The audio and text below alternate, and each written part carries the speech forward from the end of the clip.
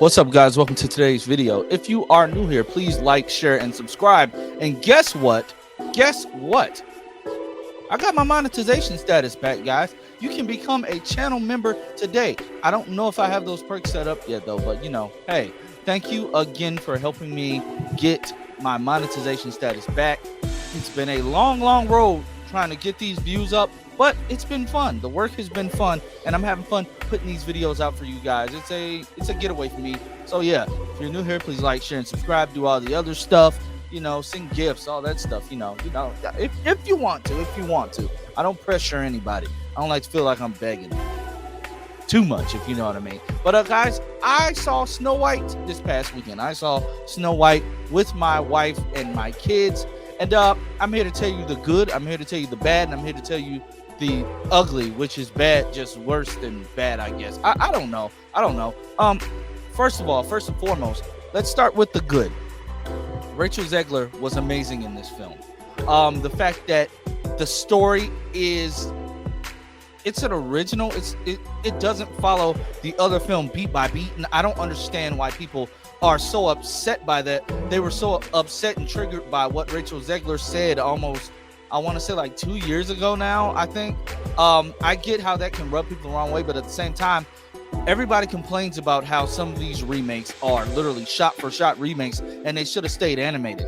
I appreciated the liberties that they took in this. I appreciate the fact that they did change it up from the 1937 film. Not that that film was bad, but it is dated, and a lot of that stuff wouldn't make sense today, if you get what I mean. A lot of changes that were made regarding the prince being replaced with the guy Jonathan. If you haven't saw the film, yes, the new love interest, his name is Jonathan, and he ends up becoming the king / prince at the end of the film regardless. But they actually gave him a character arc. They actually gave him something to do than being the random person that shows up at the end and kisses Snow White, even though they have never met. So how could that be your real true love, if you get what I mean? Some stuff they made make sense. I saw people having an issue with Rachel Zegler being cast as Snow White in general because she wasn't white. Well, to alleviate, and this may not alleviate some of your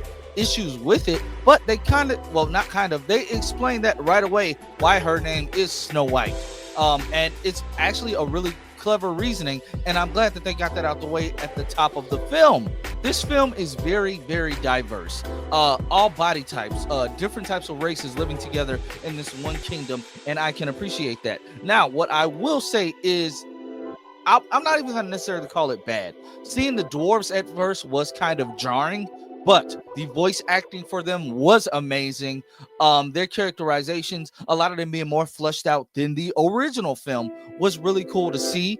And it's just weird to me that Peter Dinklage, we all know, and a lot of people seem to forget, Peter Dinklage had an issue with them using real life dwarves to portray the 7 dwarves in this film. So this is why they went the CGI route. But then you turn around, you have, I think I saw 2 dwarfs, one of which is a main recurring character who works for, he works with Jonathan. He's a dwarf. He's a dwarf. I don't get the discourse. They had him there. Maybe that was just an oversight on the production. Maybe they wanted to just still add a guy in there. I don't know. But it was funny to see the 2 of them interact because they didn't make it weird, and I appreciate that. Now let's get to the bad. And right off the bat, I'm sure all of you have seen it, all of you have heard it. Gal Gadot, she has been on a string of flops. Her best film to date for me has been Wonder Woman. Not to say that she can't put out a good performance, because she can. I think it's just the direction, and maybe not even maybe, it's the direction and what she's been instructed to do, and some of the acting liberties that she takes as an artist herself.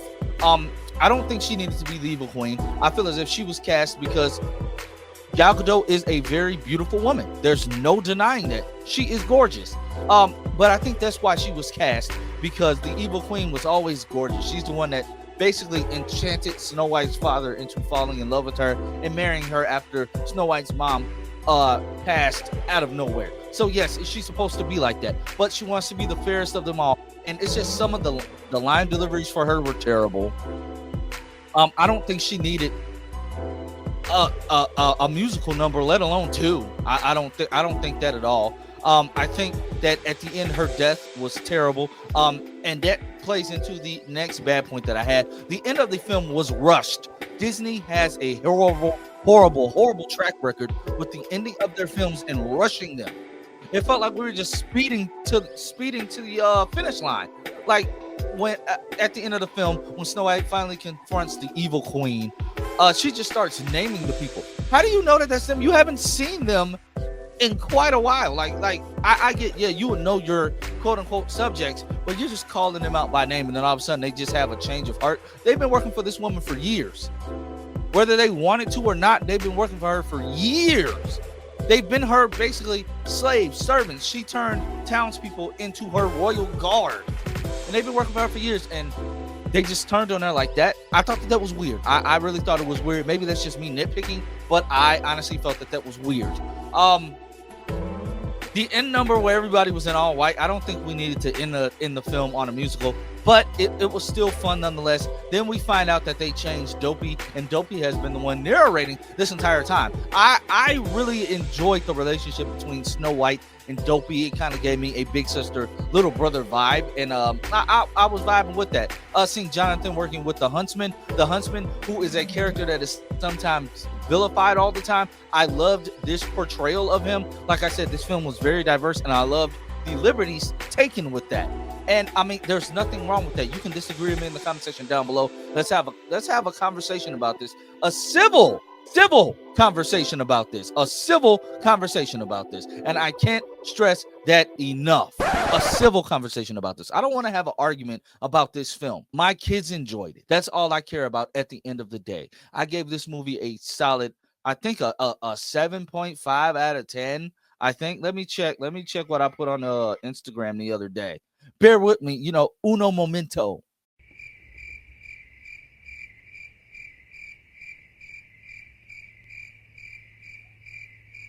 Yeah, no, not 7. I gave it a 7 out of 10. A flat 7 out of 10.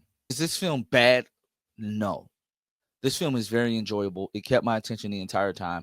And I went in with an open mind because I have always been an advocate for forming your own opinion. I've always been an advocate for that. I figured there was no way that this film was this bad and they would still release it. This film was not bad at all. It's just bogged down by a lot of controversy. And honestly, I think that that's really sad because I feel like people are missing out on a amazing film just because they have issues with Rachel Zegler or they have issues with Gal Gadot. Do I think Gal was miscast? Yes. They could have recast her in this if they wanted to, but they didn't. I just feel like it's really unfortunate that this movie will go down in history as one that had so much scrutiny against it, and it's actually a good film. And I mean, with that being said, like I give this movie a solid 7.7 out of 10, not 7.5. Why do I keep wanting to say 0.5? This movie was a flat 7 out of 10 for me. My kids loved it. My kids keep singing the songs. My kids were dancing and singing at the end, especially when we were walking out. They couldn't stop singing Rachel Zegler's the key song. What's the Waiting on a Wish. And might I say, Rachel singing in this was amazing. Her acting in this was amazing. Nobody can take that from her, that she's an amazing actress and singer. And that's just coming from the musician side of me. I'm a musician, so I thoroughly enjoyed all the musical numbers. I enjoy scores, film scores. Like that's been something that's been really like hitting with me hard over the past couple of years. I love film scores. I have a friend that does film scores. I love that type of stuff. And this one was great. It was great. Like I loved the score, and Rachel Zegler is an amazing singer. She has an amazing voice, and she did a wonderful job as this version of Snow White. We've seen many different versions of Snow White. Like I said, I'm not here to change your mind. I'm not here to convince you of anything. I'm just letting you know what my opinion was of the film, and take it or leave it. At the end of the day, it is what it is. But if you've seen Snow White, let me know in the comment section down below. Remember, let's keep it civil. I don't want to be fighting in this comment section with you guys. I just got my monetization back. I don't want to get it taken. Jesus. But like I said, like, share, and subscribe. Hit that comment section down below. And I'll catch you all next time. See ya.